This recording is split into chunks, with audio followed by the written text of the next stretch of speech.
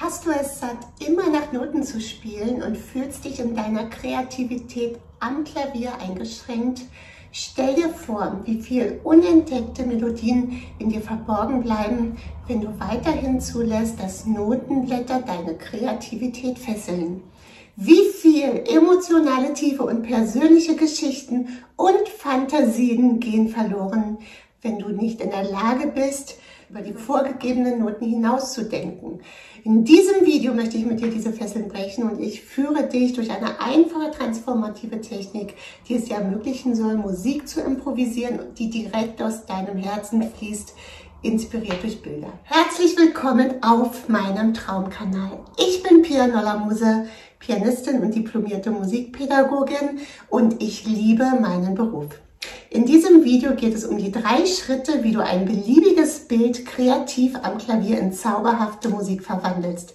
Am Ende des Videos weißt du also ganz genau, wie du ein Bild in Musik umsetzt. Ich drehe mich jetzt zum Klavier, um dir das praktisch zu zeigen.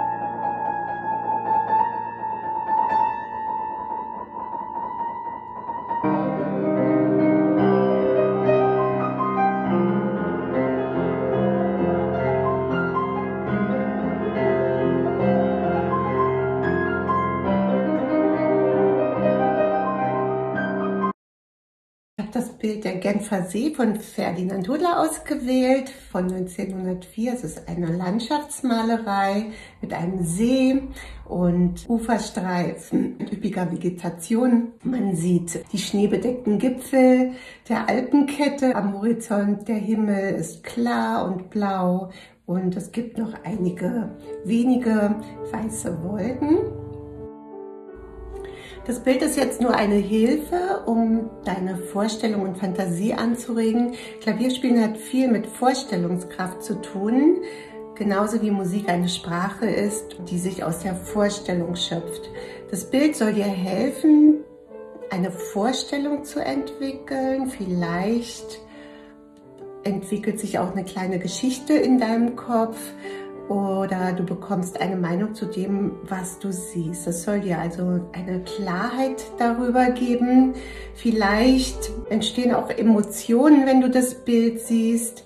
Und diese kann man im Klavierspiel ausdrücken. Such dir also selbst, wenn du es mal ausprobieren möchtest, ein Bild aus, das dich anspricht oder beschäftigt. Es kann ein beliebiges Bild sein. Mit diesem konkreten Bild verstehe ich eine gewisse Ruhe, die vom See ausstrahlt, Ruhe und Gelassenheit.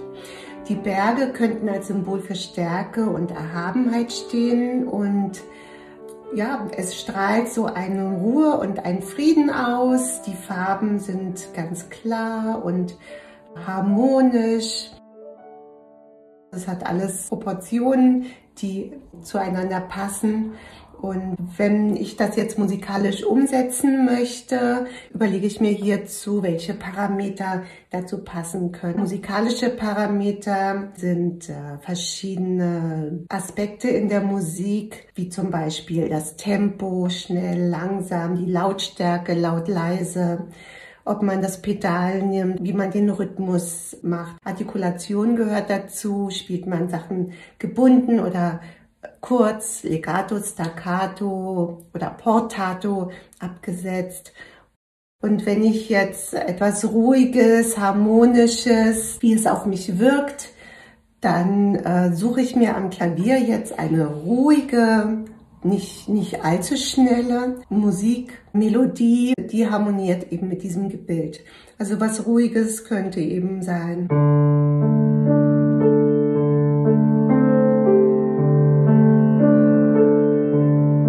Da wir es mit Wasser zu tun haben, Wasser ist immer fließend.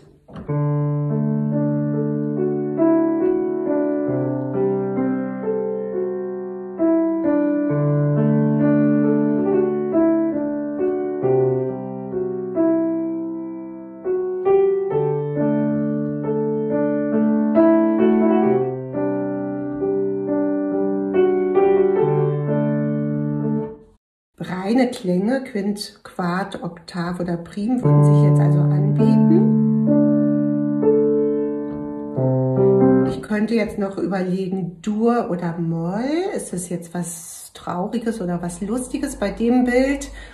Ja, es hat schon so ein bisschen was Fröhliches. Also wenn ich jetzt so eine Quinte nehme und wenn ich das wässrig spielen will, dann ist es also immer eine entweder nur eine Aufwärtsbewegung oder eine Auf- und Abwärtsbewegung. Also so, dass es auch schon fließend klingt. D-Dur hat ein Fis, wenn ich in die Färbung gehe mit konsonanten Klängen. Konsonante Klänge sind jetzt Terzen und Sechsten in diesem Fall.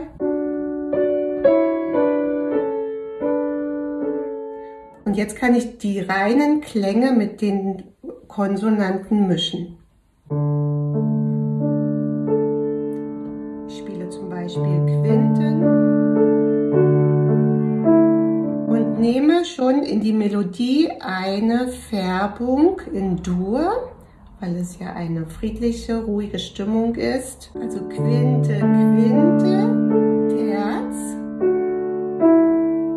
Und dann bilde ich schon eine Melodie nach C.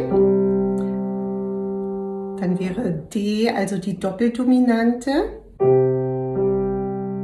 Es hat so eine schöne Wendung.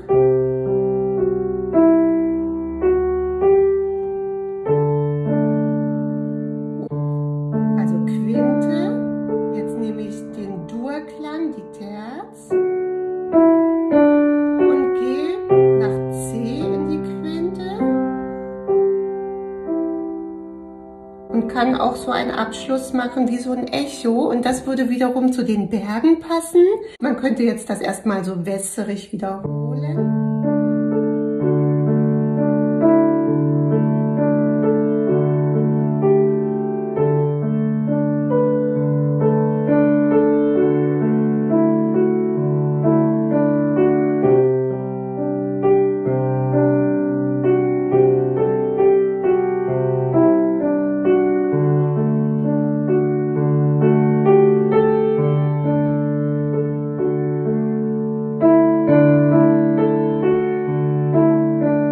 Was habe ich gemacht? Ich habe eigentlich nur diese Quinten genommen, D und A, habe mit der rechten Hand noch die Terz dazu genommen, das Dur, was es hell macht, und bin dann auch mal gewechselt nach C, um das Echo der Berge zu verdeutlichen. Da kann man auch mal die Quarte nehmen, das ist dann auch ein reines Intervall. Wir haben jetzt hier also quasi zwei reine Quinten in Folge mit einer Quart, also Quartvorheit wäre es dann musiktheoretisch erklärt.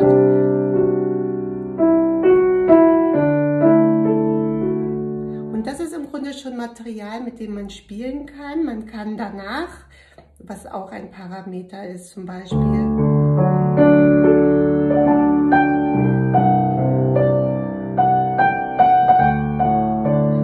in die verschiedenen Lagen gehen und nachher dann auch in diese verschiedenen Lagen.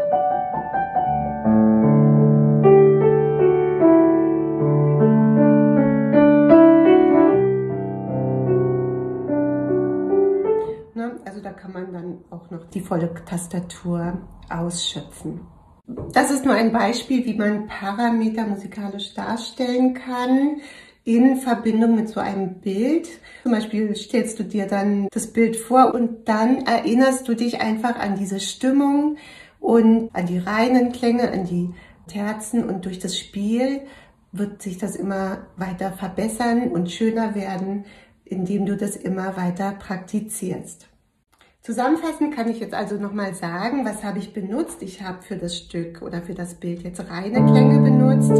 Ich habe Dur verwendet.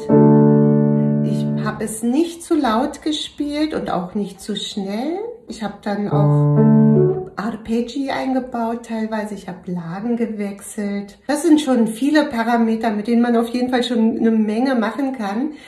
Und jetzt wünsche ich dir erstmal viel Spaß beim selber ausprobieren und vielleicht hast du ja auch mal Lust, mir deine Ergebnisse zu zeigen. Jetzt weißt du, wie du in Bildern Musik findest. Möchtest du das einmal in der Praxis sehen? Dann schau dir dieses Video an, wo ich ein Bild in eine traurige Stimmung hörbar mache oder dieses, wo es fröhlich einhergeht.